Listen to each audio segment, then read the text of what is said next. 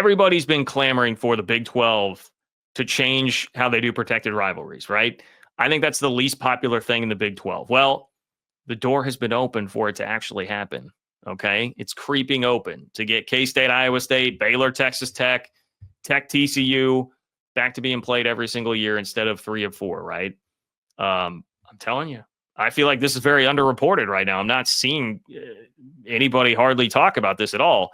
But the Big 12, right, when they went to 16 schools with the 4 corner schools being added, you have to tweak the schedule a little bit. They opt for a system that would allow teams to play. I do get a little frustrated as I start to say this. And I've been someone that my stance has kind of been, I just don't care all that much about the protected rivalry thing. I'm starting to get it more. The more we're in it and in the thick of it, I'm starting to get it more, because what the Big 12 did is they basically opted for a system that's trying to create new rivalries more so by having everybody play each other at least twice over a 4-year period, instead of just linking up with the regional stuff and making sure that these games that have been played forever, because these teams have been around each other forever, are played every single year. So what you ran into that had people really, really upset is K-State, Iowa State. They've been playing every year since 1917. They've been playing every year since 1917, and you're not going to have a game next year. No, 2027. I'm sorry, 27. So people are furious about that potentially happening. Texas Tech, Baylor. Is that this year? That's this year, right? That we're not getting the butt game. That's not happening. Texas Tech, TCU is another one of those that's going to miss in the cycle. Oklahoma State, Texas Tech will miss in the cycle. Kansas, Iowa State. They first played in 1898. They've played almost every year since 1916. You're not going to get that at one point in this cycle. So people naturally are very upset. Rivalries are something that can be a selling point for TV, which is one of the biggest things that you got to worry about right now. It's making the TV partners happy, getting as much money out of that TV contract as you possibly can. The more you have great rivalries, like the Holy War, BYU, Utah, like that's prime TV real estate. Like, people want to watch that. That was incredible theater last year when they played. I also understand saying, hey, we want to try to develop some new rivalries by getting these teams to play. I just don't know if you really have that luxury. I just don't know that you have that luxury, especially when you've got built-in things. Farmageddon being probably the top of that list. Like, that's built in with a lot of recent hatred, animosity, and close games. It's always a close game. There's always zany, weird things happening to it. It's got a brand at this point. Brett Yormark loves branding. Like, that game has a legit brand to it at this point. It's something that probably should be played. And so, okay, hey, it gets asked to Brett Yormark this weekend. Brett Yormark did a press conference at one point this weekend around the Aer Lingus College Football. It's the College Football Classic, Aer Lingus College Football Classic that happens in Ireland. Brett Yormark has to step up to the podium. And so he got asked about it. And I think if you're somebody that's been really upset about this, you've been clamoring for change, I think you are going to be at least reasonably happy with this answer from Brett Yormark. So let's see, courtesy of Ben Hutchins. It's been a great rivalry, and I agree with you. Rivalries matter, and the TV partners like those rivalries, but most importantly, the fans do. So I will defer, to the gentleman to my right and left to determine what those rivalries look like moving forward. But certainly, this is a classic, and I'm looking forward to today's game. Well, the Big 12 schedule is what ended that rivalry. But we have a working committee that works with our head of football and determining what that schedule looks like. And it was the committee's decision that certain things have to change moving forward. Pacific Northwest Ute is correct here. If you were unable to hear it there, and once again, that's my fault, he said, quote, I defer to the gentleman to my right and my left, which, of course, are the athletic directors, Jamie Pollard at Iowa State and Gene Taylor at K-State. There was then a follow-up question about, like, well, hey, I mean, it's the Big 12 schedule matrix that did this. Like, you guys kind of did this. A great follow-up question there. I believe that was Tim Fitzgerald of GoPowerCat.com. And after the follow-up question, he was like, well, it's really like we're in concert talking with these guys about what we're doing scheduling-wise. He's basically throwing the ball in the court of the athletic directors. He's basically throwing the ball in the court of the athletic directors, saying, hey, if these guys want to, I take that to be, if these guys want it bad enough and everybody seems really upset about this, we can find a way to change it and make it happen. That sure seemed to me like it's opening the door to it. College football season is here, guys, and that means we all need to find good deals on tickets, all right? And the best place to do that is SeatGeek. I have to give a huge shout out to SeatGeek, the sponsor of today's video. With over 28 million downloads, SeatGeek is the #1 rated ticketing app. There are over 70,000 events listed on SeatGeek. So obviously college football is covered, but if you're a music guy like me, it's perfect for concerts. I'm buying a ton of concert tickets this fall.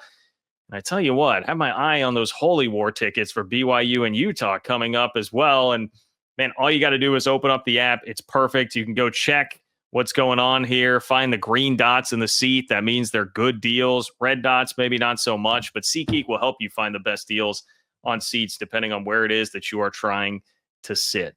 They're each rated on a scale of 1 to 10. Every ticket is backed by their buyer guarantee. And you guys know I'm here for you. I've got a code for you. Code Kurtz gets you $20 off your tickets. Again, that's code Kurtz for $20 off tickets at SeatGeek. $20 off your first purchase with promo code Kurtz. Make sure you just click the link in the description to download the app and have that code on hand and ready to go. Guys, I'm here to help you out. I've got your back. Hit up my friends at SeatGeek. Now, the problem with it, it might be, as Inteller 580, I'm going to get to you here in just a moment. But CivBase here says, I wonder if Jamie Pollard regrets not trying to protect Farmageddon. Right. That may be your problem. Gene Taylor may be looking at this like that. We gotta get rid of this thing, man. We're losing every year. We've lost 3 straight and 5 of 6. That's another thing that happened this weekend. Gene Taylor talked a little smack on Iowa State wearing black all the time at the K-State pep rally, and then Matt Campbell dunked on that in the postgame press conference. Everyone at K-State right now may want to just take a beat, take a breather, and back away from the Farmageddon. But I mean, in all seriousness, I think the fans would really want it, and that would be in line. Next year, you're gonna have to go to Ames. That would be in line to be a K-State home game in 27. So I think you could probably get both gentlemen back on board with it. We shall see. You can say, I see, it's a total non-answer. All gas, no breakfast, total non-answer. All 3 of those yahoos don't care, don't know how much it's right. They know how much it means to fans. They know how much it means to fans. At least Gene Taylor and Jamie Pollard do. Whatever. I'll give you a pass. Brett Yormark, if you want to say he doesn't know.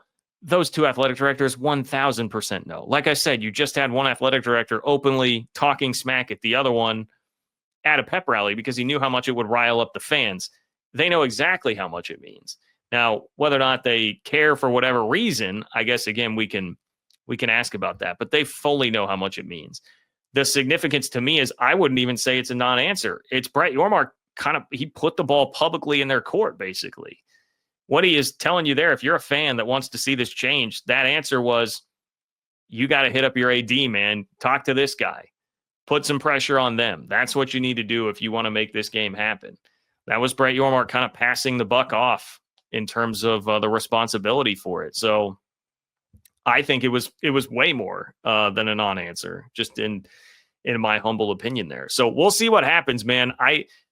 My stance always has been on this. I know people get frustrated with Brett Yormark for things like this, more like the running the conference stuff, like running conference operations stuff, running the conference from a big picture standpoint and like keeping it surviving and getting the best TV opportunities and deals and just, keeping the league alive and messaging and being aggressive, all these things that really matter in this day and age that didn't matter as much in the past. I think Yormark does an excellent job with those, so he gets some grace from me on things like this. That's, again, a part of the reason that I didn't go all in at him when most fans were when this stuff first came out with the scheduling matrix. But I understand why you would get frustrated, and this does seem like a pretty easy fix. You can run through it this first time, see how it goes. Hopefully you can if you get K-State, Iowa State corrected, that would be great. But after that, when you do it next time, I think it's pretty simple. I've seen people talk about this. It seems pretty simple to just, you keep KU, K-State, Iowa State, Colorado together. They're Big 8 brethren, right, that go way back. Have them play each other every year. One of the things that sucks as a fan right now in this era of college football is that you can look at the schedule and be like, we're not playing like hardly any of these regional teams and regional rivalries. If you're K-State, you've already lost Nebraska, you've lost Mizzou. Can we at least get KU, Iowa State, and Colorado every single year? You can package Arizona, Arizona State, Utah, BYU together. Makes a lot of sense. Oklahoma State, Texas Tech, Baylor, TCU. Makes a lot of sense. Houston, UCF, West Virginia, Cincinnati. Makes a lot of sense. I know probably sucks the most for Houston out of that whole group. But if you're making more people happy as opposed to fewer, which right now you got a lot of people that are really upset and frustrated, I think you're going to be better off as a league. So I understand trying to develop some new rivalries. I understand what they were going for with the way they did that scheduling, but I would hope that by this point, if there continues to be enough public pressure on everybody involved here, that this will be different. And my lasting message here would be this should be some optimism for those of you that really, really, really want to see the change here.